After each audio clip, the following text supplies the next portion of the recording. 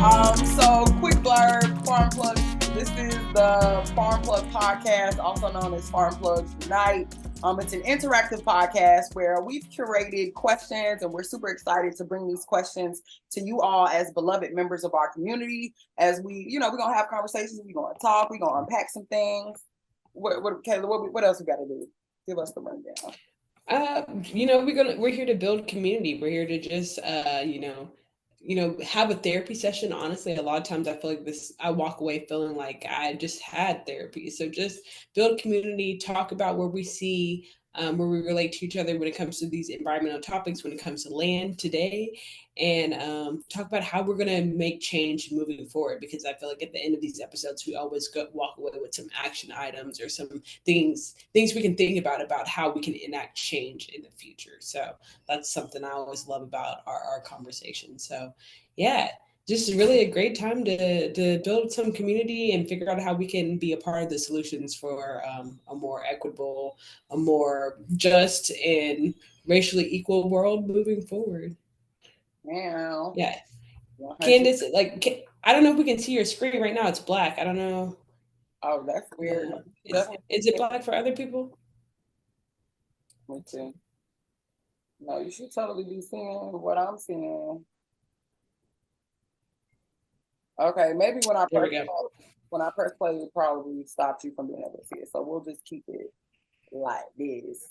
But yeah, so we did this is of course the welcome back. The offering is always musical. It may be a song you've heard before, maybe a song you've never heard before, a song you haven't heard in a while. But it'll always be something that connects us to the conversation. And again, we gonna do that. We gonna have to. We gotta start a playlist. Because Yeah. not. What we're going to do next is go into the agreements, and we'll use the agreements as our icebreaker to introduce everyone to each other in this conversation.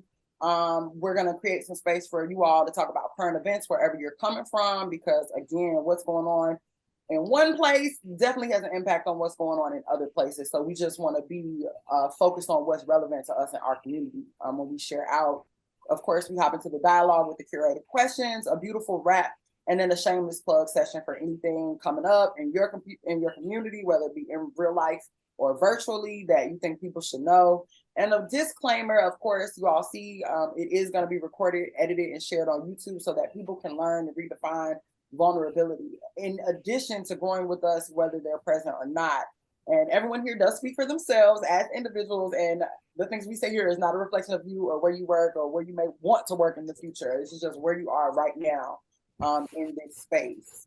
So with that, we will be able. Man, I'll tell you about. Boom. Yes. Yes, the agreements.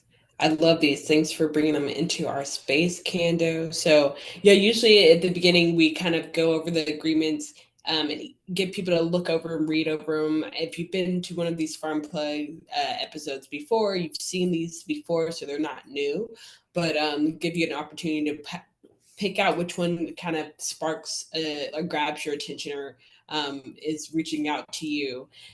So I feel like I've always picked a different one because they're all really interesting, really deep, collaborations and agreements that we kind of bring into this space. And Candice, I don't know if you want to provide some background on where you got these agreements or like kind of what was your impetus to bringing this to our episodes. Definitely. So I am a member of the Young Climate Leaders cohort. It's a group of us across the country, and this was introduced to me through that cohort. And so this actually comes from a group of Black architects out of New York, I believe Brooklyn. And they're architects, so they actually design spaces that we all come to live and embody and like live our lives in. So these are, as they designed those spaces, they came up with this Black Space Manifesto. And I really love it and I appreciate it, because when I first learned the art of deliberative dialogue, we always had agreements. And sometimes, most of the time, we kind of made them up, but I had never seen anything so beautiful incorporating the art, the African looking at Dinka symbols, and just being black and white straight to the point. So for me, the one that stands out for me, I already introduced myself. Y'all already know who I am. I'm from Chicago originally. I'm based in Montgomery right now, and the agreement that stands out to me the most is celebrate, catalyze, and amplify Black joy. Because I'm in a space where I know if y'all scrolling on Twitter, you're seeing all the craziness going on. It's so much craziness outside, but where your attention flows, energy, what is it? Where your energy grows, attention flows. Whatever you pay the most attention to, that's what you're giving energy to, and that is what is going to multiply in your life. So I am intentionally choosing to focus, celebrate, and catalyze and amplifying Black joy. So that's the agreement for me. What about you, Amber K? Yeah, I love that. We always need more joy in our life. For me, I think the one just that's speaking out a lot today is protect and strengthen culture. You know, the culture is actually damn good. I think that's really a good one. You talk about Twitter, you talk about how I think about how much it's changed. And so I feel like a lot of time Twitter was a space for Black people and Black joy, but it's like we as Black people have always found ways to preserve our culture and to, you know, protect it in a way. And I know Twitter might not be the same space it used to be, but we're always going to continue to find places and find ways to protect and strengthen our culture. And I think the space, like a farm plug conversations, is a way that we try to do that in our daily lives. So I really appreciate that. Ashe. So I'm about to say, Manye, Jason, if you could turn your camera on, please do. But Manye, just introduce yourself. Tell us who you are. A fun fact about you, where you're coming from, and which one of the agreements stands out to you. Okay, I'm Ye Chavers. I am from St. Louis, Missouri, but I'm also based in Montgomery, Alabama. A fun fact about me. Wow. Wow. Wow. Wow. Wow. Wow. I don't know. This is always a hard question. Oh, okay. So I used to have my hemp license. That's a fun fact about me. I need to renew it for the next year. Girl, I didn't know that. I had it in Georgia. Okay. Yeah, and I actually planted some hemp last summer, spring, summer. But it was nice. That's a fun fact. I was thinking about getting it in Alabama, but I really haven't really set myself on the path yet. But yeah, that was something that I did and I want to keep doing. But as far as the agreements go, I think the ones that stick out to me would be, well, there are two. Okay. So the first one is centered lived experience. I love that so much. I'm a researcher and I love qualitative research. So I love going and speaking to people and just learning about their experience and their worldview and how they've traveled through the world. And it kind of helps me unpack like who they are as a person, learning like where they've been and also where they want to go. Which is why Reckon with the Past to Build the Future is my second one.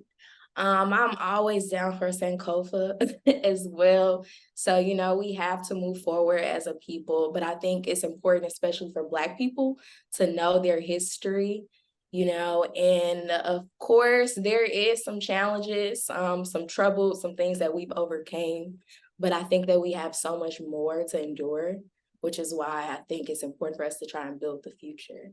So those two were really the ones that stuck out to me. Ashe, thank you so much. What about you, Jason? Tell us who you are, where you're coming from, a fun fact, and which agreement sticks out for you. Good evening, everyone. My name is Jason. I am currently a graduate student at Tuskegee University in environmental science or environmental management. So I currently work in the space of urban farming and also urban forestry. So looking at these two different vehicles and how it's impacting communities that aren't currently or not traditionally aware what farming can do for them and the benefits of it in their day-to-day life. So seeing the impact of this is kind of similar to what Ms. Chavers was talking about in regards to like quantitative data, speaking with the people, seeing how the focal point of the urban farm actually impacts them directly and how they feel it's impacting their community and the economical piece of it too. My background is definitely in economics, so I love to get to the paper to see how you make the money in all this. Money! Because without dollars, it doesn't make sense. So I'm also new to the new vehicles of urban forestry and urban farming. And I say I'm new because I'm coming from the spectrum of the commercial scale farming with large commercial scale companies such as, Carnagra, Cargill, JBS, those guys. So my background and training is analytics. And I'm looking at production and seeing how you're making money, the top dollar, and seeing how you're giving the government a reason to say that you are valid or we should give you land or the case may be. The argument that I'm seeing from a lot of people from the urban farmers perspective is big guy. Which one? You getting all into another thing? oh my bad, my bad. This is an after hours happy hour talk about land. That's what we doing. Which agreement stick out? I was like, he's giving us his whole dissertation. I was like, okay, shit. My bad. Yeah, I get wrapped up into. So when you talk about land, I'm talking about in the urban perspective because the fight that I'm starting to see. We're not in the land part yet. We're gonna get there. Which agreement do you like? That's what we talking about. Oh, my fault. I must have missed that part. Run it back. I say, so you should see some agreements up on your screen right now. So we, as part of the icebreaker, we just create space for people to tell us a little bit about themselves, fun facts, where you're coming from, and then which agreement stands out for you the most. We got manifest the future. Okay, so fun fact, I used to own my own thoroughbred horse. Who this nigga up on that name? Believe it or not, yes, I own my own horse. Her name was Tracy. I was actually in like derby events. I used to do barrel racing. And I used to show the horse as well too. I didn't know what I was doing, but this is what I was being taught. I knew I used to be the only black kid doing it. That's when I realized why cowboy boots were important, because of hill sparrows. I would be riding a horse with cross trainers on. I didn't know no better. But yeah, so that's a fun fact about me. My agreement that I am mainly interested in is protect and strengthen culture. And the one that you said why? Huh? Well, mainly because of what I was already getting to when I was giving you guys my dissertation, is that when you do talk about the two vehicles of urban farming and urban forestry, how it embraces the culture. The culture is actually damn good. And you want to protect the culture as it is as well too. You don't want that to kind of influence, to try to change the culture to adapt to what people think farming is. So that's where the unconventional and the innovation comes into play. So if you protect the original culture, then you don't know what style of innovation will come about of farming that was never thought of, because you're trying to take away what was originally there.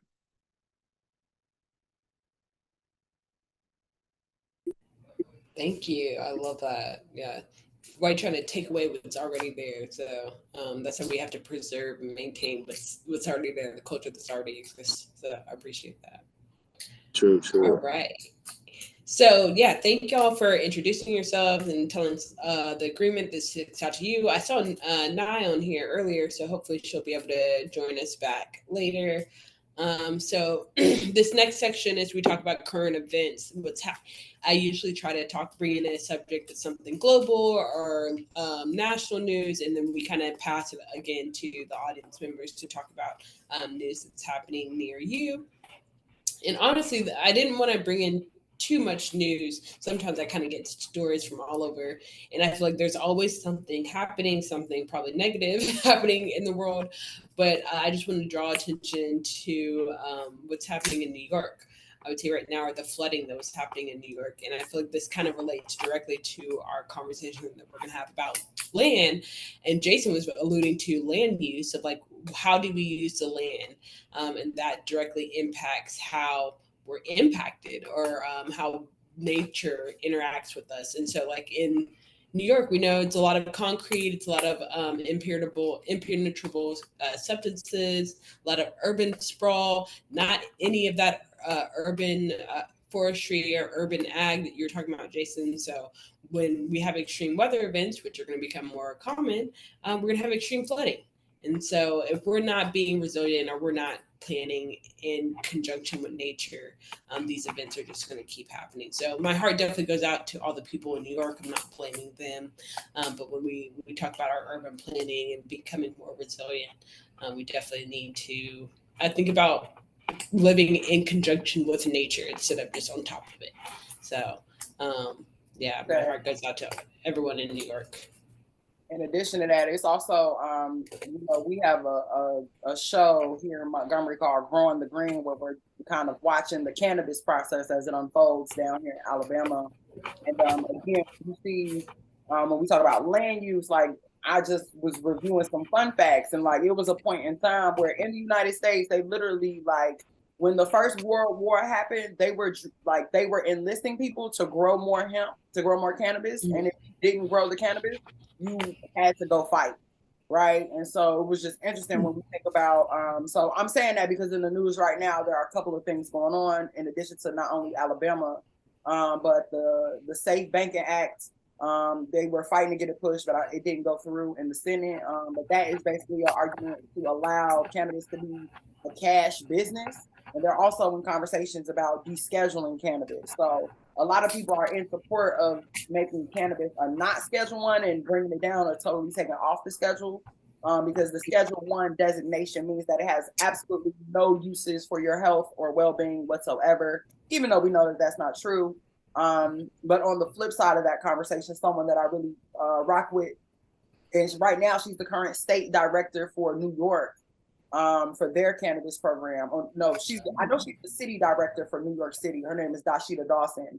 And we featured her on Canna Kwanzaa a couple of years ago. And one thing she said was that if we don't legalize correctly, then we don't need to legalize at all, right? So while everyone is really excited about cannabis possibly being descheduled and more regulated more easily, there's also still a lot of people locked up about it. A lot of people, for example, who lost land because they had to go to the war because they didn't have the land to grow the hemp. There's a lot of circular implications around that. So cannabis is really one of the plants of the future. And in places like New York, when you're talking about all of this flooding, it's also it's a bioremediatory crop. It heals the soil. It increases the quality of the soil because the roots go so deep. It allows water to go deeper, filtrate faster. So we wouldn't have so much flooding if we had more places that were growing hemp and embodying these practices. So just a big kind of shout out to that whole process. And if you're not staying aware and keeping up with the conversation of the impact of cannabis in your community, in your state, or even in your country, then it's definitely something you want to keep a heads up to and maybe become cool like, Maye, like Yeezy, and get your license and really grow that because you could do that because that is raw. Do y'all, Maye or Jason, do you all have any news locally to where you are that you think people should know about before we hop into the conversation?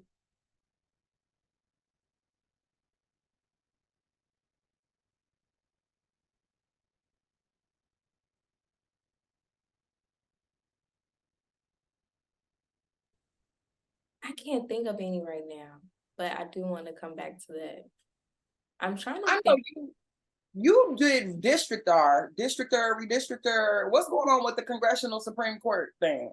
Oh my. And I just had a presentation on that. Okay. Yes. So with Alabama. So never mind. But recently we had this HBCU summit in A&M. And I had a presentation and I talked about how Alabama, the court basically is saying that they don't want to abide by creating a second district for Black voters or residents of Alabama, even though Black residents are, I believe, 27% of citizens in the state. And they really don't want to create a second majority Black district. And they're saying that because of the 14th Amendment, equal protection, they believe that it wouldn't be fair to other races to create a second Black majority district. So yeah, that's what the state of Alabama is doing currently. And so last year, actually happened in Montgomery. The person or the court case, it's escaping me right now, the exact name, but I know it was residents in Montgomery. They brought it to the attention and said that basically we are 27% of residents in the state, and they packed or redistrict, basically gerrymandered the lines to where we're not really represented throughout the entire, or in the other districts in the state, just one, when we deserve two, basically. So yeah, they won that case, but the state is saying that they don't want to redraw the map. And they appealed to, I believe, the lower court. No, they appealed to a panel. There was a panel of 3 judges. And the panel of 3 judges already said that you have to basically redraw the lines. So how are you going to admit that the map is wrong, but you know that you're not going to change it? So yeah, it's very interesting. This actually happened in September, I believe, or like maybe 2 weeks ago. No, it's relatively unfolding. Yeah. So they were able to use the map for the previous election. I guess, I don't want to say there wasn't enough time, but they were allowed to use the map with just one majority Black district. And that wasn't, I guess the outcome wasn't favorable for a lot of people. So this time they're supposed to change it to have 2 majority Black districts, but they're saying that they believe that it goes against the 14th Amendment. So, they keep pulling this reverse racism card, and it's like wild, because to say reverse racism, that means you're admitting that you know that it's a lot of racism going on. Jason, you don't gotta raise your hand. You could, if you have any news, go ahead. But we gotta get into the conversation too. So if you got news, you got some. Well, news. just in support to what Maya was talking about, I believe it went to the Supreme Court, and the Supreme Court did decide against Alabama, saying that they did had to acknowledge the districting and had to change the line as well, because you have a whole percentage of voters who were not being counted fairly. So I think Alabama was pretty much on their traditional racist antics. So, but this is major for the state of Alabama and been progressive minded and in the even playing field, because also too there's only one Democratic voice in the Senate of Alabama, for you know what I mean, that represents the country. So represents the state in benefit of the country. So but this was major because now you can probably potentially get another person in the House and Senate that can lobby, against, some of these legislations that are coming out of Alabama or that Alabama is supporting in the GOP. Because we have to really need some combative help against Florida, because that's where we're weak at. What I saw was that they had to, the Supreme Court assigned a special master to assist the state in redrawing those lines. But Manye, I've been telling everybody about you and your software, girl. So I don't know if people gonna start reaching out to you, because that's something like, I remember when you was talking about it like last year, 2 years ago, but now to see how it's actually all and it's kind of crazy. Like, I'm super politically involved, but even I'd be like, what? Like, I just stopped caring. Well, I don't want to say stop caring, but it just gets so overwhelming sometimes that it's like, I'm gonna let them people focus on that and I'm gonna focus on land. You know what I'm saying? Yeah, redistricting. And I sometimes I do I understand where you're coming from, because land is so integral in growing food, and so that is definitely a part of what gets in the way with me focusing on it. But districtor.org is like a great tool for people that want to draw community maps. And it's very important in Alabama simply because, we are kind of like the catalyst for everything that's going on with redistricting. So, but you can draw community maps and you can send it to people. And the most important people is your Congress members, so that they can represent your interests. So it's great for that. But so you've been telling people about about redistricting and how to use it. Yeah, well, I don't know how to use it, but I've been telling them that I got a homegirl that know how to do it. And like, she be training the trainers and she do all that. Yeah. But let's move on in the conversation, y'all, because this conversation, the point of these sessions is to not get bogged down in the outsidism. So this is an opportunity for us to reimagine different words and like create our own language and to elevate the vocabulary that we use to what we actually mean, right? So we always start out with, you know, the question of what is something and why does it matter? So what is land and why does it matter? Oh my God, what is that? Oh my God, what is that? What is it? How would you define it? What does it mean? Why do we care? You want to go first, Jason? I see you on mute. I guess so. I mean, land to me is your, I guess, your piece of the world that you are just going to nurture and mature. I think you are going to keep a responsibility to whatever higher being or spirit that you acknowledge in regards of respect to your land. I mean, because I think one of the things that became beneficial to me or more of awareness to me is that once I became more involved in farming, and I mean, like, you know, just not having the mindset of or the receptors of thinking like, oh, the labor, farming, whatever. But I started embracing it mentally and saw how therapeutic it became. So I think land is just more so of a bondage, ownership of, you know, of the spiritual connection that you're supposed to have with the higher being.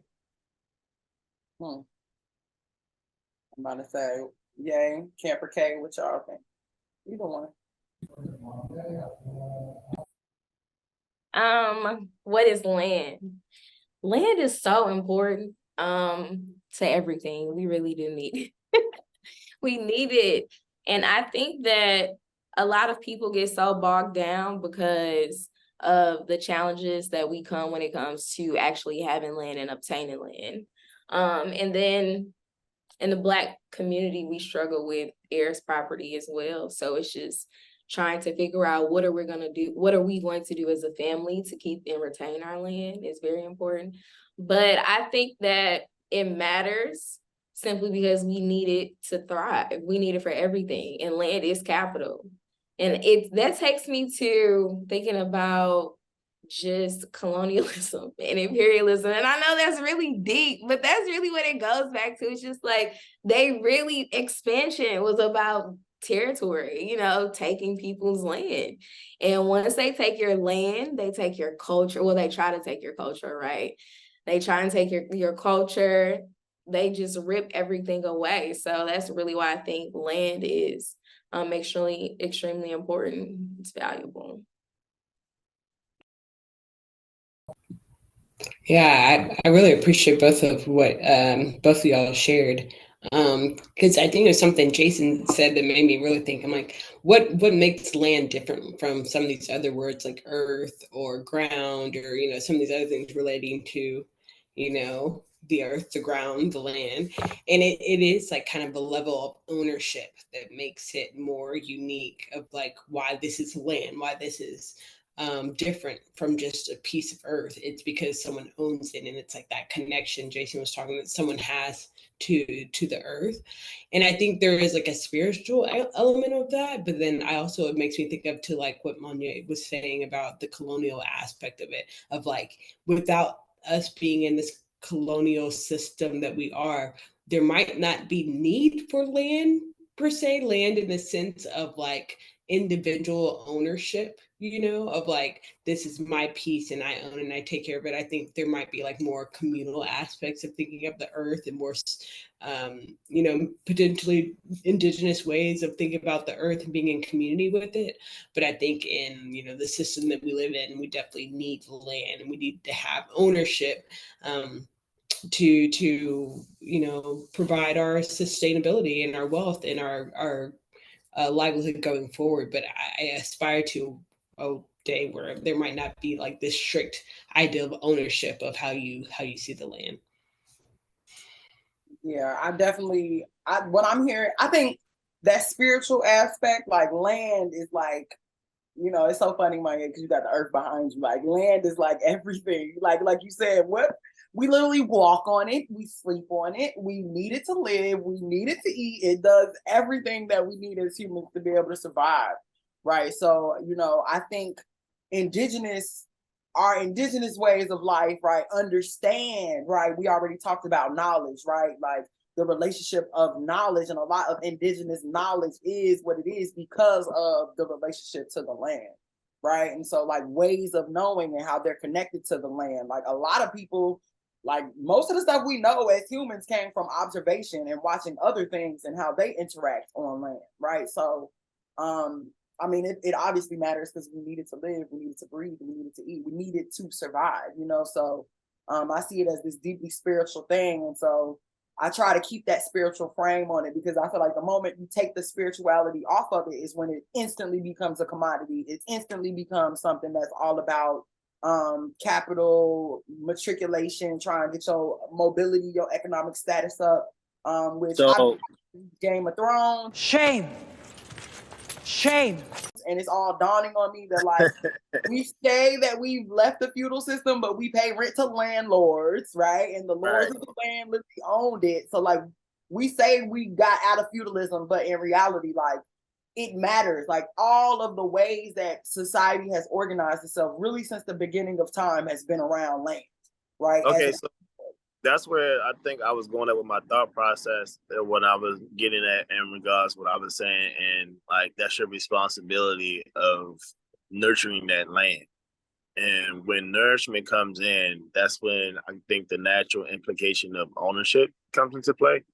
So that's when it starts to create these different cultures that we're talking about, capitalism, feudalism, things of that nature. So, but in hindsight, I never was really in disagreement with a social or communist mentality. And the reason why I'm saying that is because that everyone's equal in the same playing field. Now, I don't believe in one person being in control of the whole entity. I believe in everyone controlling the entity together as a co-op. So, but I believe the capitalism portion of it comes in when you realize that portion of the land that you may have naturally have to be nurturing or indigenous to may not be as lucrative or as effective as another indigenous region. So with that being said, this is where that culture or the spirit of capitalism, feudalism comes into place, because now those spirits are created because that is a natural implication of human survival.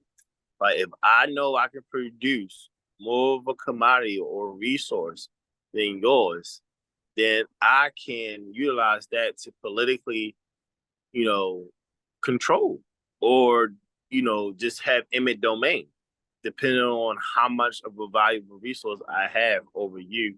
Like you mentioned, Candace, Game of Thrones. So, and that's where it's important in the urban sector, because these individuals don't realize that you can create a voice for yourself, and that voice can change the districting or the red line mapping of how things are created, because now you have created a sense of resource. Because I'm eliminating where a person had to be my supplier and I'm becoming a producer. Right. So we all were producers. Like everything began with people as exactly. So, once you say that, then you become an organizer and you can start to mobilize.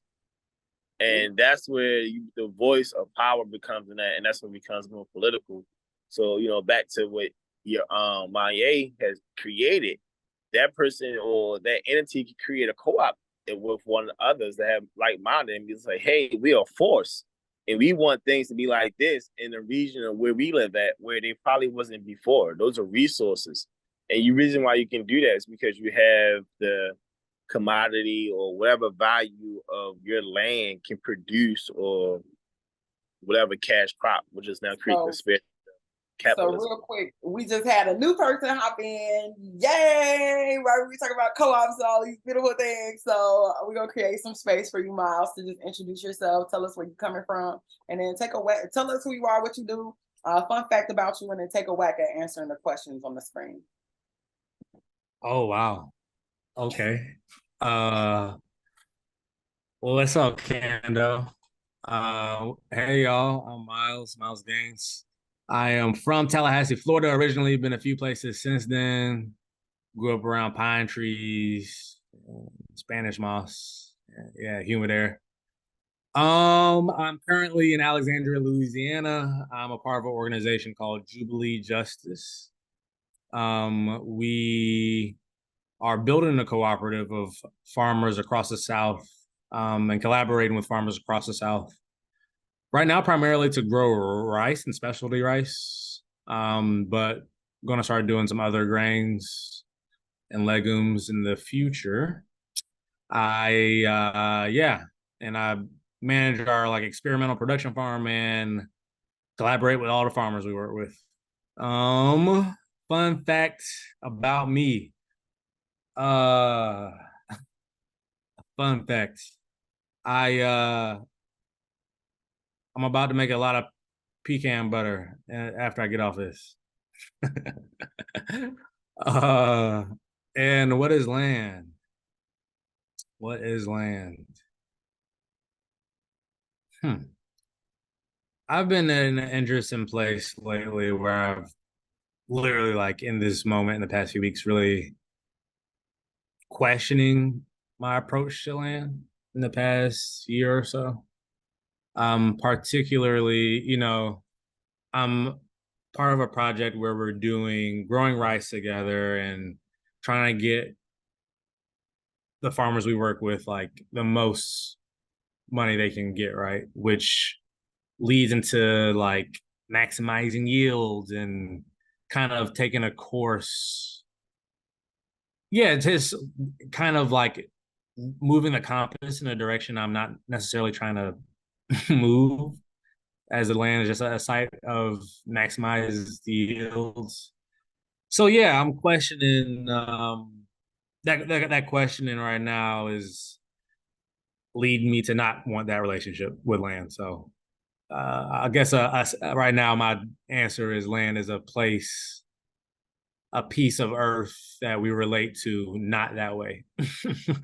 Though we do want to feed ourselves too, we do want to get a good yield at the same time. I say we threw you into the fire, Miles. So just warm up a little bit. Okay, I'm done. Yeah. No, you're fine. You're fine. We got 4 more questions. And again, this is safe space. And really for me and Camper Kayla, this is kind of like group therapy for us because we are deeply in this climate conversation, like all of us on this call are. So to be able to find like-minded individuals and, have questions about the future, that's what we're here to do. And so we always open with the question about establishing definitions. We show you what the white people say these things mean. So the definition of land, technically in pure black and white, outside of all of the beauty and the culture that we brought to the conversation, it talks about the part of Earth's surface that is not covered by water as opposed to the sea or the air. A country, right? Like my land, this is my land. I've been in super Game of Thrones mode. I'm rewatching it, so this is my land. I've been on that. Shame.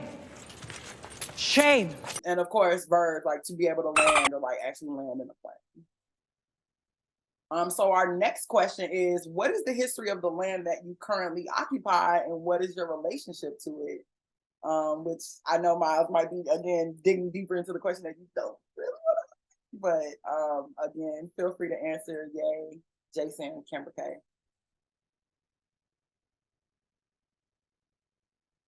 And even if you got to just Google real quick, like who are the indigenous people that were here before me, where I'm at? Feel free to do that. I'm originally from Chicago, so I know it's Potawatomi. It was originally there. So when you think about Chicago, it means the stinky onion. It was a trade route. And all of that history kind of informs. I've been really thinking about reflecting on, a couple of summers ago where, all of basically the uprisings happened all downtown. The kids went nuts. They tore Michigan Avenue, State Street up. And it all started around the Christopher Columbus statue downtown because they were obviously saying it was an indigenous protest and so many people came out in support. But these are things that just make me kind of think like, what is my relationship to it? I'm currently in Montgomery right now.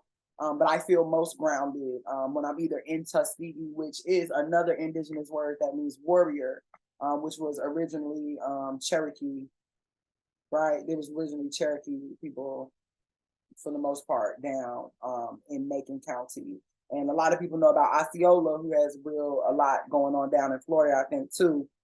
There has been some understanding that he is actually originally from Tuskegee and wound up having to move around because of his the role that he played in resistance. So, well, I guess for me, I've been doing a lot of research on conservation, land conservation, and the Creek Indians are very prominent in Tuskegee and Macon County. And a lot of my research is basically about how they were pushed out. And some of them also had to assimilate into the culture in order to keep their land. And it went from the Creek Indians being pushed out to sharecroppers in Tuskegee and Macon County area. And that caused the land to be so degraded, right? Because of sharecroppers. And then not only that, slavery, of course. So then they changed it to Tuskegee National Forest. And that's also what comes to mind when I think about, okay, what is the history of the land I'm currently, I guess, not really occupying it, but I am adjacent to in proximity of Tuskegee, Macon County, I think, for like the last 10 years of my life. So that's really what I think about. And then also just how to preserve land, seriously, going back to the land conservation piece, because a lot of this research is based off of the piece I'm writing about preserving land and what does that mean? What does conservation mean in the eyes of Indigenous people versus those that want to claim stewardship in the name of racism? You know, how does that really play out? So yeah, that's kind of what I think about when I think of those two questions.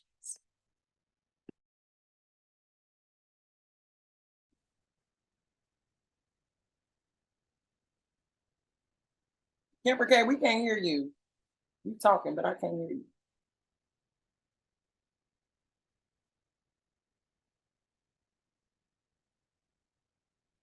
No, still can't hear you. All right. Yeah, your beats died. Charge your beats up. You gotta charge your beats up. Okay, I still can't hear you, so keep trying. But while you boot up, Miles or Jason, do y'all want to take a whack? And again, you don't have to answer. It's an interactive podcast, so we encourage you to. Yeah, so to give you a little dosage, to piggyback off of my yay and yourself with Tuskegee. Tuskegee and definitely county are Creek Indian cities. Lochapoka, the whole surrounding area, all those names are Indian names. They were Creek Indians who resided in the area. If you didn't know, going down 280, which is going back to Dable, going back to Birmingham, is an area called Lake Martin, where you have another area that's called Jackson Gap or the Battle of Jackson Gap. That was where Andrew Jackson made a so-called peace treaty with all the Creek Indians to help battle against one particular Indians that lived in the mountains of Alabama. They live in the highest point of Alabama, where you can see all three major counties of Alabama from these mountains. And all the Creek Indians feared these Indians. So Andrew Jackson was not able to defeat these Indians without the assistance of the Creek Indians in the local area. And he made a peace treaty with them that he would not build a railroad through their land. Once again, this is why I'm bringing the story up, because of land. The Creek Indians in the area helped Andrew Jackson to defeat these Black Indians or these mountain Indians. But Andrew Jackson betrayed them and broke the treaty and built the railroad through their land anyway and massacred those people. That's where the whole thing with Auburn represents the war cry. That's where it comes from. From the War Eagle? That's what that comes from? Yes. That's where the whole war cry comes from. It comes from the Creek Indians that were in battle with Andrew Jackson over the Jackson Gap. Wow. And then also another fun fact about Auburn, which is Lee County, it's just named after Robert E. Lee. Robert, I knew Robert it. E. Lee was a major pillar in Lee County, and the surrounding areas in the Civil War era. So they supported him in that era, and they named him. They named him well because he was lobbying to become president, which was going to be That's why the White House is in Montgomery. So that was supposed to be the actual first White House, not the one in Washington First D.C. White House of the Confederacy. The Confederacy, but at the time, the Confederacy was going to be the ones who was going to really succeed in the war. They didn't expect the Union to win. So that was going to be the White House. But yeah, that's a little fun fact. In Baltimore, Baltimore is known for Inner Harbor. Inner Harbor was the base, or the origin was in like 1730, 1729, where they were surrounded by the local indigenous people who were the Cantonese and the Mondawmin people. I don't know the brother's name, but he's a professor in the liberal arts department. He just wrote a book on it. He's married to Dr. Fareed's husband. Oh, Dr. Tillman. Dr. Tillman, yeah, he wrote a book. He just wrote a book on it, and he touches on some of those points of the indigenous people that was here in Baltimore City first, and those were the Mondawmin people and the Cantonese. And the Inner Harbor originally was the Southern Block, where they sold slaves that were actually transported in from the Mid-Atlantic slave trade, that was brought in from South Carolina mainly, or up the eastern seaboard from the south. The area that I currently live in right now is a predominantly Jewish predominant area, because at one point in time, Jews took over the city because of, I think, one point in time, the city went through a transformation, once again, land invasion, and it was predominantly by one culture of people, which were the Jewish culture. So, which kind of influenced the city economically and capitalism wise too, because hence when you come into Baltimore, Baltimore is a Jewish city where you see a lot of Jewish representation, and also too a lot of Masonic representation as too. So Black Masonic as well. So yeah, that's it. Ashe. Thank you. You just taught me a lot. Ma, do you want to take a whack at it, or you want? I'm sorry, Kayla, go ahead. I was just gonna see. Can y'all hear me? You can. Okay. Okay. I'll close this out to Miles. You can go because I'm curious about the history you'll share as well. So I'll wait. Yeah, so I've been on this land I'm on since April of 2022.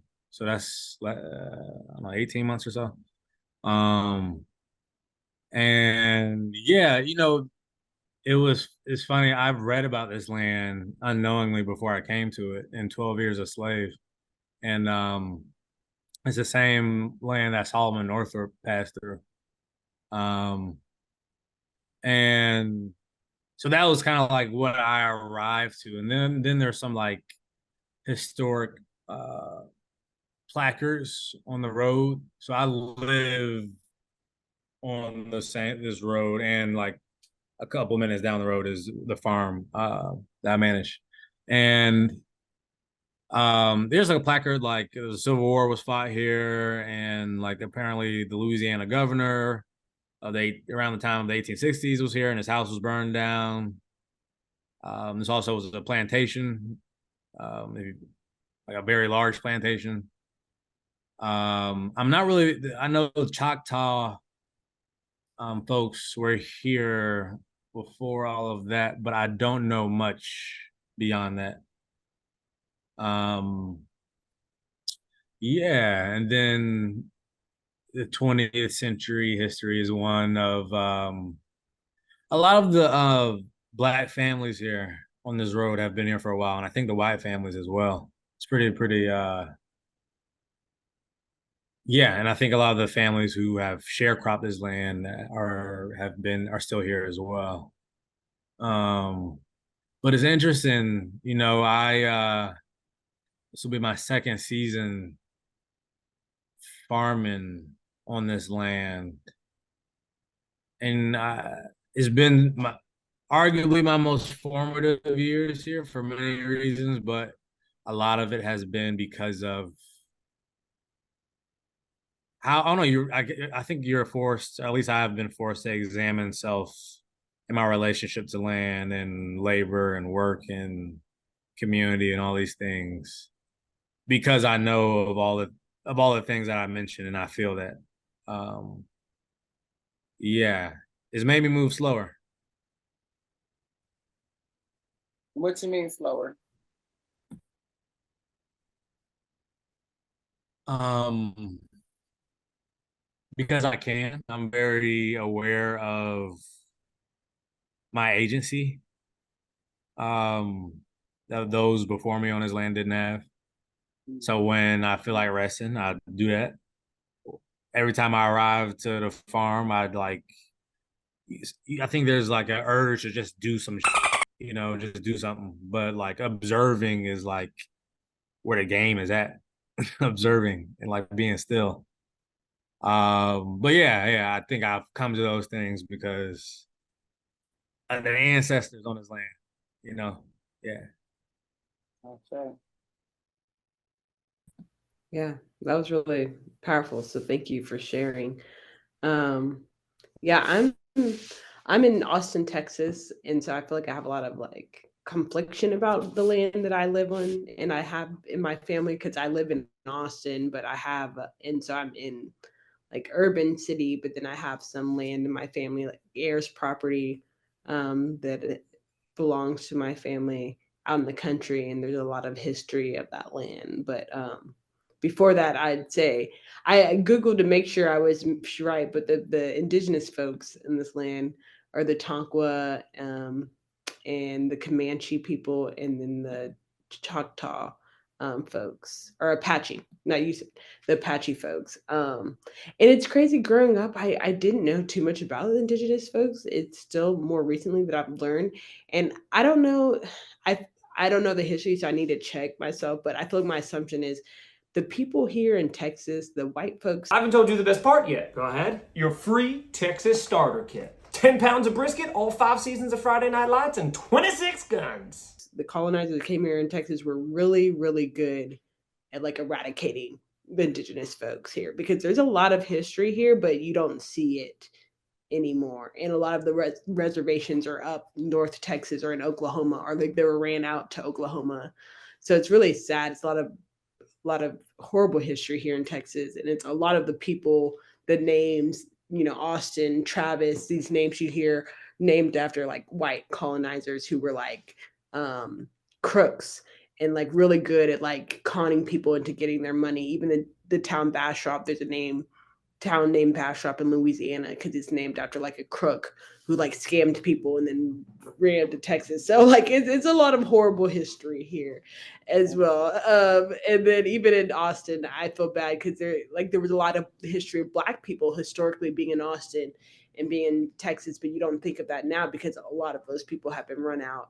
And I learned just recently that Austin was over like 40% Black, like less than 100 years ago, and now it's like maybe 18 or 15%. So there's a lot of conflicting history, and even I feel like a gentrifier in a sense because I live in a part of the Austin that's like nicer now. So I have a lot of conflicting ties to like the land and where I'm residing, but I really want to get closer to the land that my family owns and the heirs property because there's a lot of history there. So I'm trying to get closer to actually being and working on the land. Thank you all for sharing. I can't believe, okay, we are at 7 o'clock. This is only supposed to be an hour, and I really want to be mindful. So we have this question and then 2 more after this. So Kimber K, I think we can maybe skip this one. Are you okay with skipping this one? Like different uses for land. We kind of know that. I feel like we've talked about that in the conversation. We've talked about like stewarding the land. We talked about the impacts of urban land. So I feel like we can move on. Yeah. Oh, this is a good one though. How do you see the value of land changing in the next 20 years and why? Because I feel like there's so many ways people can take this question, So yeah. Let's kick it off here and see how people react to this one. How do you see the value of the land changing in the next 20 years? I think that, oh, was someone gonna go or okay. So I think that in the news we hear a lot about, or just not in the news, but the government is talking a lot about Black farmers and helping Black farmers, right? And just resources for Black farmers. But I'm interested to see how far are they willing to go, you know, when it really comes to helping Black farmers and really what we need. So that's one facet of it. And another facet of it is just like, what can Black people do in order to change the dynamics that they have regarding land? So I'm from St. Louis, and I moved to Alabama, and that's how I became interested in agriculture, right? But a lot of people in my family aren't really interested in agriculture to that extent because it's not in proximity because they're in the city. But I think that I do hear a lot of people, my family, say that, oh, well, I would go work on, you know, a farm and just grow food. So I think that we should pay attention to how though that dynamic changes as well, as far as people from cities, urban agriculture migrating back to the land. And I think that for Black people, you'll be able to see just the differences in how we relate to land ownership. So in 1920, what we owned, 16 million acres of land. And now it's relatively there are less than 1% of Black farmers. So less than 2%. Wow. So yeah, I'm interested to see how we can transition, go really back to the land. Yeah, I'll stop there. I'll share a little context because we did skip the last question. Typically, when people think about, we ask like, how do you use land? Because a lot of the times, the way that you use the land determines the way that you value the land, right? So if your land got sapphires under it, the way you use it and the way you value it may be different, unless compared to someone who's just growing cannabis, right? They may just be growing hemp, right? But if you're just growing hemp, the value of your land may be different compared to someone who's just growing rice or growing commodity crops or growing actual fruits and vegetables. So a lot of the use goes into the way we use things sometimes influences the way that we value. So when we put that mindset on and if we put ourselves 20 years from now, you know, Jason, Miles, like, what do you see? How does the value of land change in the next 20 years? Like, how do you see that? Or what do you think will be happening? So I believe it just goes back to what I was saying about the political push and us having more of a voice in regards of knowing how significant land is and the value of it. I think once Black people do get the awareness, or people in our community get the awareness of ownership of land and what it actually means, I think that the push for it and the value of it is going to increase. Like I said, I'm an economist, so I believe in the demand of it is going to increase because people are going to become more aware of the value of it. People are starting to understand how we've been fed a narrative to live, to, I guess, embrace the culture of capitalism. And it's not necessarily the culture or the spirit that we have to embrace because of we own the land. But when we live on someone else's land, then you have to embrace it or you indoctrinate their culture. And this is how, you know, people become into rulership, cultures disappear, certain ways are, you know, become, you know, dire and non-existent when it was probably keen to our existence at one point, but it went away because someone else's belief came on because of rulership or ownership of land. So I think the demand of it is going to increase over the next 20 years. I think our awareness of how valuable owning land is going to increase. And then I think it's going to be a shift in power. One of the things I didn't get to touch on earlier was the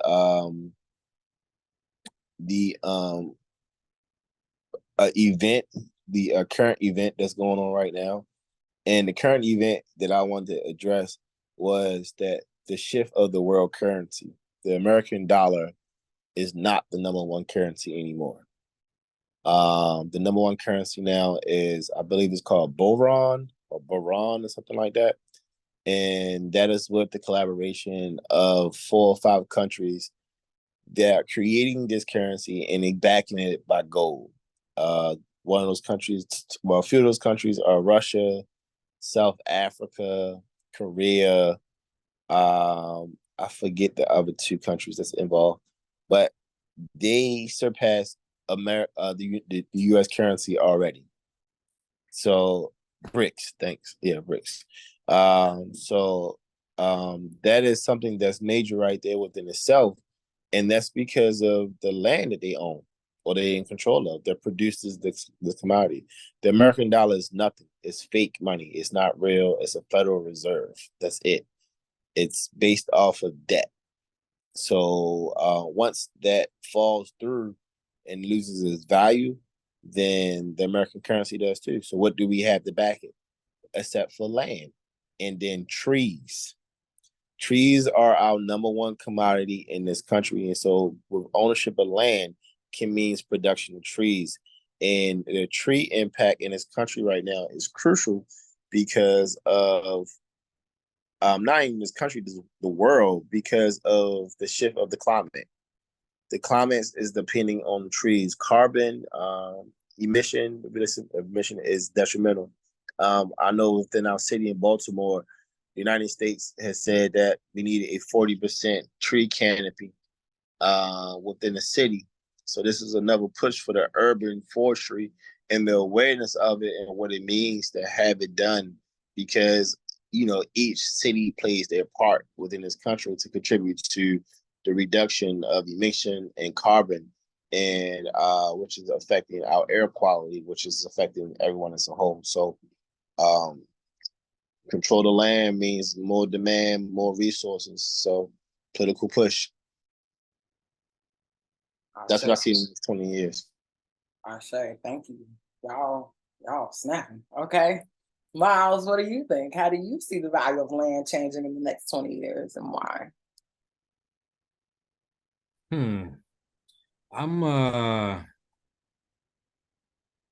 I feel less certain about my ability to see to the future, but I'm really aware of a few things. I'm aware of what the pandemic was and that will probably happen again in our lifetimes. I'm aware of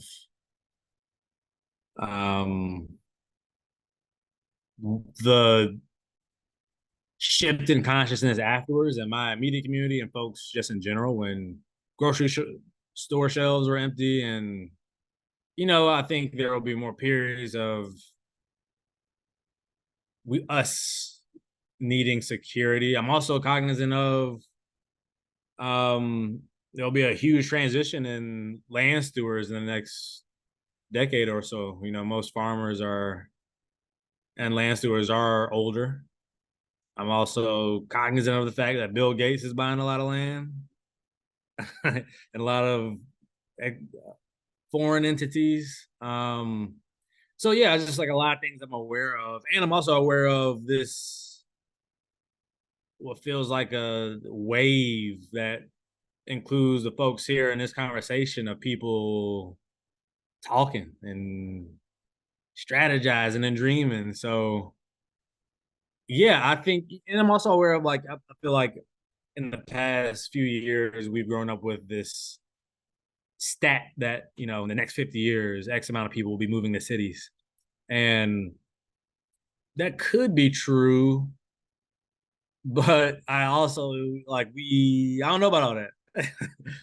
The rural commons feels like, I love the city, by the way, but yeah, I'm just unsure, with every passing day of that stat, because it's a big one. Everybody's moving to the cities, but I don't know about all that. So yeah, those are the things I'm aware of, and I think they will greatly influence whatever happens in 20 years. You know, I can appreciate your responses because you're like, I don't know about all that shit.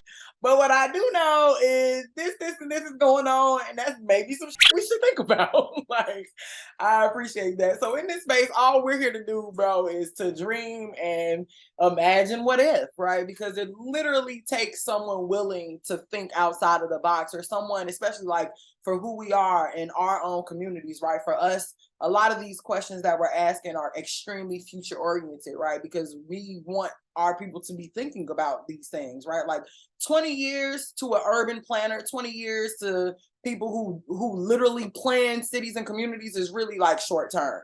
You know what I'm saying? People are, when certain people make plans for certain countries and certain things, they're planning generations, they're planning dynasties. You know what I'm saying? So not that we have to operate within that structure in order to plan for the future. But yes, we are 100% Afrofuturistic in this thing. So everything we're doing is about creating space for African people to see themselves and to imagine themselves in 20 years, in 40 years, in 50 years, right? And I agree with you, Miles. I'm trying to get out of the city. I don't know nobody who's trying to just be up in shit while it's flooding. Rent is skyrocketing, and like you said, everybody on top of each other. Panoramics is gonna keep coming around. So niggas best be prepared. I got booty niggas ready to go. I got booty niggas ready to go. You know, niggas best get ready. Not panoramics. Okay, you got some comments before we go to the next, the last question. Damn, girl, we can't hear you again. We cannot hear you, girl. Oh, I can hear you now. Can you hear me now? Yes. Yes. Okay. Sorry. I don't know what's happening. Technology is not my friend today. I was gonna say, I'll keep it short. I agree with everything Miles was identifying that's happening right now, all the negative and the positive. People are rallying together, but then also Jason referenced climate change. I think just climate change alone will 100% increase the value of Earth or of land as more people are leaving areas that are now inundated with like sea level rise, or that are unable to grow land because of drought or extreme heat, which Texas might be one of those places in the next 10 years. Who knows? So I think the value of land will be more expensive. And I think, you know, there's negatives to that, but I think there's potential for us to completely rethink this capitalistic model when with the pressures of climate change. And that's what I'm hoping for, but we'll see. Okay, so, and see, like, oh, I feel like we might y'all up with these questions, because if 20 years is like hard to conceptualize, this question asks about the far future. So if 20 years is the near future, how does the way that we treat land today a precursor for the way we'll engage land in the far future on other planets, right? So when we typed this question up, I literally wrote, niggas is in space, G. Like, the fact that you could get a $250,000 ticket to just go outer space and come back down, what they're doing on Mars, right? Like, colonialism is actually not limited to Earth. And that is a very real reality, and why it's important for us as young Black people to be imagining the future, because colonialism is always thinking about its future and how it's going to consume shit. So like, if we're consuming Earth, what about when we go to Mars, when we go to Venus, like when we start going to other planets, like what do you guys think is going to happen? What would you like to see happen? Just what are your thoughts?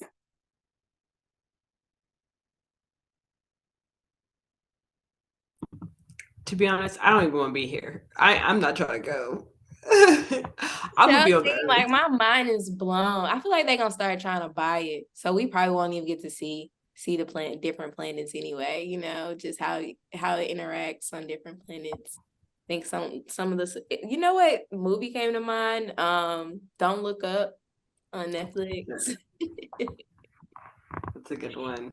Yeah, but I think that the way that will engage in land in the future is at a capitalistic mindset, unless we change and try and get people to see alternatives, you know.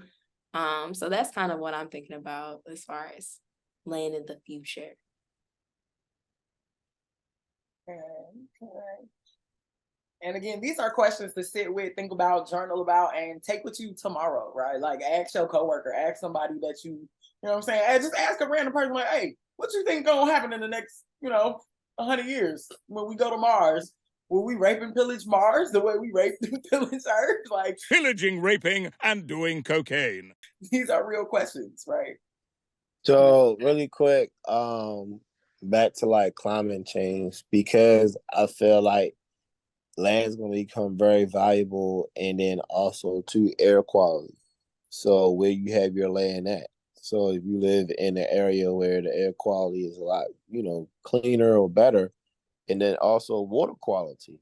The water quality is another thing that's major. There was a scare here in Baltimore recently last week that a flesh-eating bacteria was in the water. What the hell? Oh my God, no way. They may affect only elderly and young children. That's crazy. You know what I'm saying? Like people don't really think about how just utilizing the water to wash your dishes can be detrimental to you, because it's the bacteria is coming through that water. Even though you may not drink it, it's still being utilized. So your land or where you live at is a determining factor of that. You live off of the local watershed that's near you. So if you have your own land or your own homestead, you probably have an option of cleaner water, better air quality. And so now, if you were to outsource some of your land to be, let's just say a subdivision or some type of development, then you can probably charge top dollar, which has now become more of an economical force or capitalistic How force. is your subdivision worth top dollar when you live on Earth? Y'all ain't never seen that movie. What is it, Elysium? Y'all know what I'm talking about? It's a movie called Elysium with Matt Damon. Matt Damon. And it's like 100, 200 years in the future. Man, I can show my age, and we can go back to Arnold Schwarzenegger in Total Recall. And they lived on Mars. You know what I'm saying? They lived in a space station because there was no more air. They maximized all the other planets. They sucked up all the resources. So that's my point that I'm making, is that ownership of land can help, preserve and conserve, resources, depending on who the person that's nurturing the land. So going back to my original point of like saying that land is based off of who's nurturing it.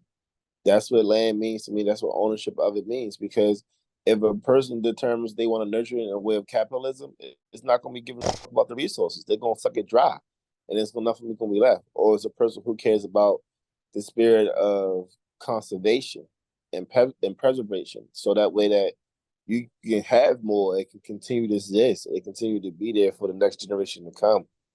But the potential of capitalism and everything else brings about us living on other planets and utilizing, I guess, other spaces for resources to live.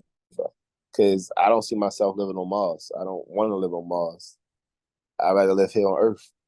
Yeah, I got this question that I ask people like, yo, okay, there's a spaceship that's going off into space tomorrow. You and all your niggas got tickets. The question is you getting on the plane or is you staying on Earth? Now the gag is you don't really know what's gonna happen when you go where you're going, but you know you on Earth, kind of fucked up. So do you take the ticket and you go for the great unknown? Do you go for the gusto, or do you stick to what you know and hope for the best? Like, what do you do? I feel like we're gonna be like that TV show Homeboys in Space. That's how I feel like we're gonna be. Like, we're gonna be just intergalactic and be hopping and be space hopping, or you know what I'm saying? We're gonna be like pirates. It's not gonna just be one planet that is gonna give you every resource that you need. You're gonna be planet hopping. That's cool. If that makes sense. Yeah.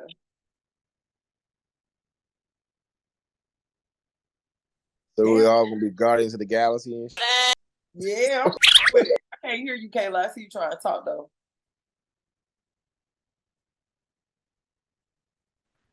I don't know. Can you hear me now? I can hear you now. Can you hear me now? Can you hear me now? Yes. I don't know what's happening, guys. It's a mess over here. But It's the yeah, all last of day you. of Mercury retrograde shadow. So tomorrow should be totally regular with all of your communication. FYI. Okay, we're gonna get back on it. Hopefully, because this retrograde is killing me. But all I was gonna say, until we get our right on the Earth, just I expect how we're gonna treat other planets gonna be just as fucked up, if not worse, than how we treat things here. I'm sorry, I'm sorry if that's negative, but we didn't get our stuff together here first. Okay, that's my vote. But I mean, I might go to Mars one day if you know if the opportunity presents itself. With the idea, it sounds really fucking cool. But then I think about Earthseed, and it's like, damn, maybe I'm not supposed to go to Mars. Maybe my kids are supposed. Maybe I'm supposed to do what I'm supposed to do, the whole thing down, so that my kids can be the ones to blast off and do some cool shit and stop these crackers from colonizing, outer space and shit. I don't know. Miles, has it marinated long enough? What you got for us? Give us something. Oh my God, not colonizing outer space. That's just horrible to think about, for real.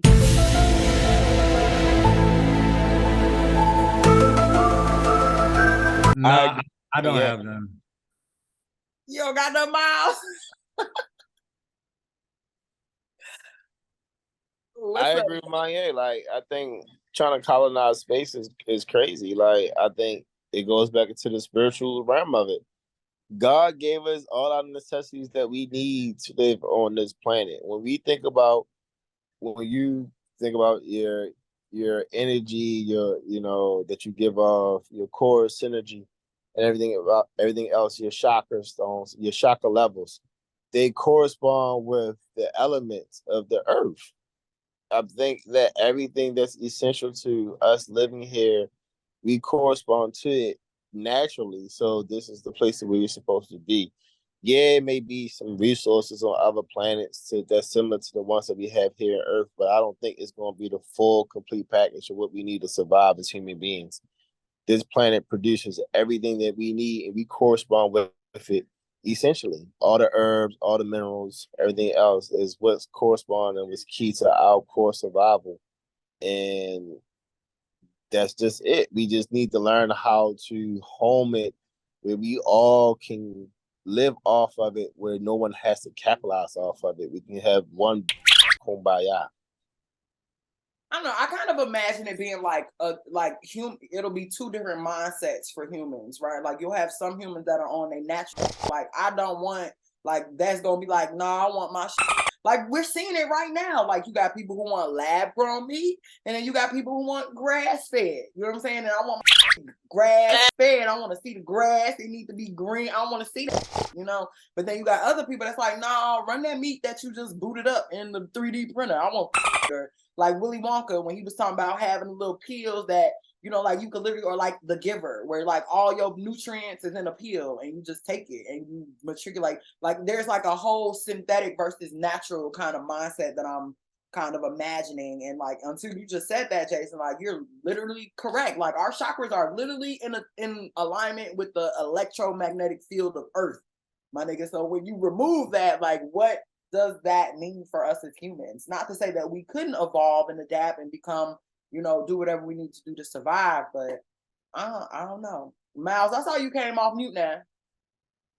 Well, really quick, Maya just said it. If we not gonna be in line with our earth chakras, our natural chakras, we're gonna become aliens. For real. For real. Wait, no, wait. No, I'm thinking about aliens just in general. Like, what do you mean colonize outer space? Like, aren't you scared? Just like aliens are real. Like, what are you doing? I don't know. We gonna be the aliens. I thought you were saying that we would turn into aliens. I mean, but ideally. Oh no, wait. We can turn into aliens too, I guess. In both ways, but I'm thinking of that movie. It's a new movie on Hulu I was watching when the aliens were literally haunting her. I think it's like You Are Not Alone or something like that. But yeah, I'm thinking of aliens in both ways. I think it is horrible colonizing outer space. I would be terrified of that. I like Camper K said, I think we need to work on what we have before we try and do something else. But also I do see where you're going with it, Jason. Like if we become so disconnected from the earth that we could really just be alienated from, and I kind of think that's some in some ways how people like live their life. They become so disconnected that they kind of alienate themselves from everybody and from the earth. So yeah. But I mean, also to the point where we lose our natural makeup of what we need to be developed as full capacity human beings. Like we quite literally evolve into aliens, is what he was saying. It's trippy, but give Miles space. Hold on, he keep coming off. I want to hear what the about to say. You know, let the cook. I ain't got much to say, but I do also say this. I feel like there is so much about this earth, like the soil beneath our feet, the ocean, that we don't know. That's still, you know, like there's so much to be learned. Yeah, I find it kind of strange, to be honest.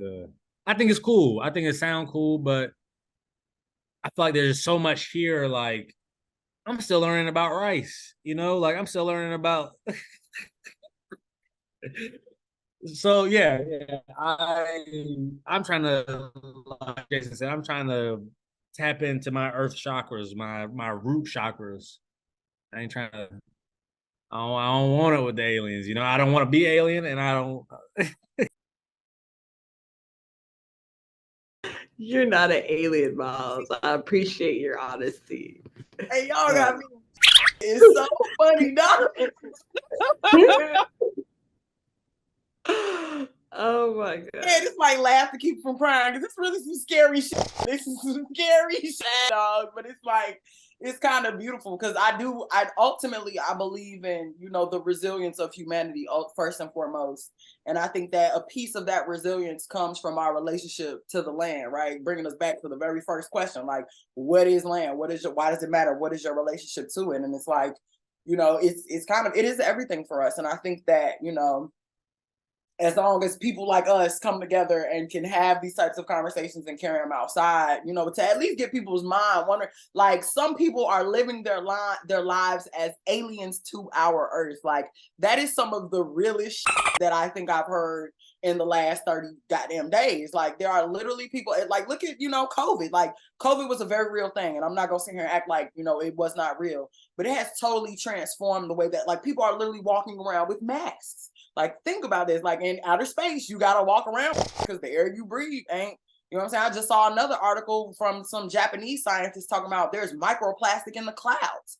Like, it is literally going in, like, is like our whole lives are kind of becoming fused with a synthetic type of thing. And it's like, I don't know. It's just interesting to, you know, play this game of imagination.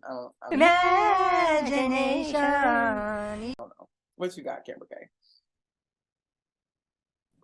Nah, I'm on the same page, and I just feel like what I said when people are living their lives as aliens to this earth is some people can be so caught up in the synthetic aspect of life, not be attached to the land, you know, maybe be in an urban setting, everything eats comes in plastic, they microwave it, that they're not even aware of the earth or even in touch with it. So like, I don't know, some of the things Manya was saying, I'm like, people are alien to the earth. They're really not aware of the resources they have here and the benefits you can get from just being in community with nature. So yeah, I don't know. Land is everything, and it describes our social settings and our economic states. It's all about the land. What can we produce from it, and what can we gain from it? So, yeah, I'm glad we had this conversation. We're constantly thinking about ways we can improve our relationship with land.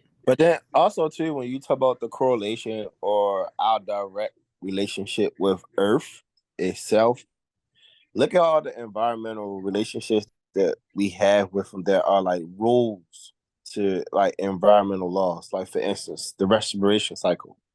Like we give off carbon, trees give off oxygen. So if we were to go to another planet, how do we know that the carbon that we give off will offset that planet's natural environmental setting? You know what I mean? So where I believe that Earth is definitely the designated place for us as human beings because of the keen relationships that we have naturally with the environment, if that makes sense. So real quick, I want to, again, mindful of time, we are at 7:30. This is usually our really hard stop, but as we wrap, I just want to create space, right, for you all. In 30 seconds or less, what are some takeaways that you've gotten from this conversation?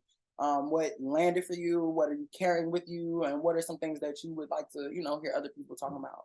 Just what stuck for you? 30 seconds or less.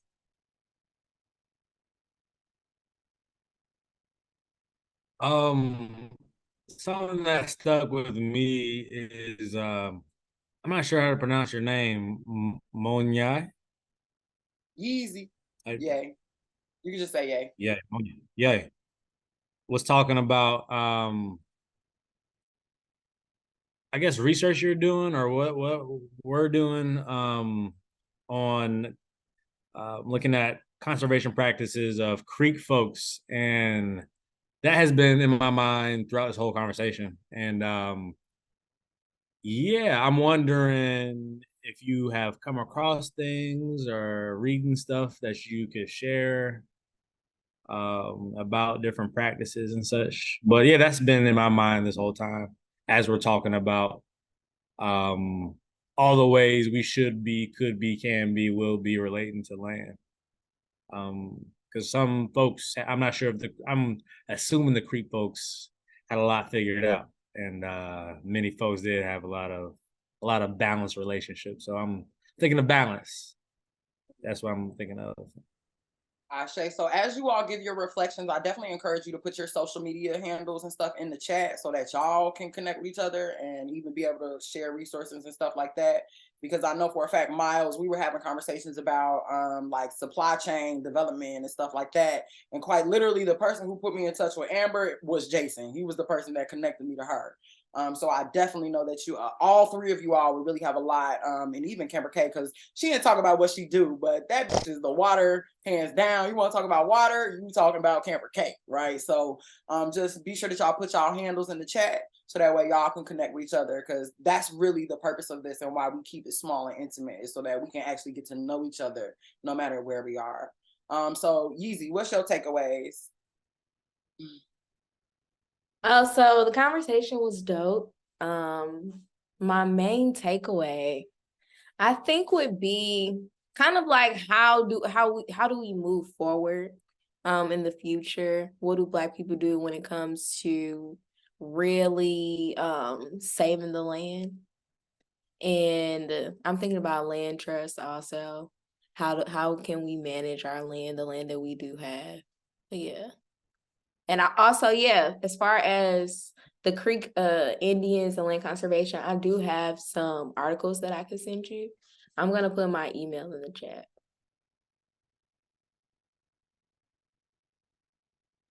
Ashe. Jay White, what about you? What's your takeaways? And then we'll talk to camp. It was great to see everyone's perspective on land ownership and what it meant to them. And then also to the similarities in how people are thinking, so that way you kind of realize that you're not out there on your own. And then also to kind of understand that everyone's kind of on the same accord when it comes down to the indigenous people of the land. So that way we are in an acknowledgement and respect of people who prior owned the land to us, to ways that the land should be cultivated originally instead of ways that we thinking that it should be, So, that's, I guess, a great piece that I took from it is acknowledging, who was there first and what potentially can be done for it in the future and how it looks in going into a substantial amount of time, like 20 years. Ashe. What about you, Camper K? Yeah, I don't know. I mean, I was just encouraged by all the great things that y'all are doing.